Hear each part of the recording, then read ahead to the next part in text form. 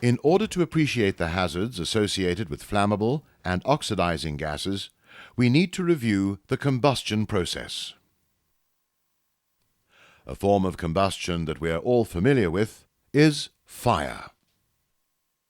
Combustion is essentially a chemical chain reaction between a fuel, that is to say, a flammable substance, an oxidizing agent, most usually oxygen, and a heat source, such as a naked flame or a spark. These three elements are normally represented in the form of a fire triangle. Heat is required in order to begin combustion. However, once the process has started, it generates its own heat as a product of combustion. In a simple combustion process, such as a paper or a wood fire, all the oxygen required for combustion is obtained from the surrounding air, or atmosphere. The air that surrounds us comprises by volume 21% oxygen. A flame or fire will continue to burn as long as the three elements of combustion are all present. However, if any one of the three is removed, combustion will no longer be able to continue. For example, here we have a candle burning in a jar.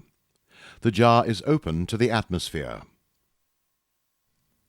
If we now close the lid on the jar, we will isolate the burning candle from the surrounding atmosphere. In other words, we are effectively removing the supply of oxygen. The candle will continue to burn for a short period until the trapped or remaining oxygen in the jar is used up. From this experiment, we can conclude that by removing the oxidizing agent, namely oxygen, combustion will not continue.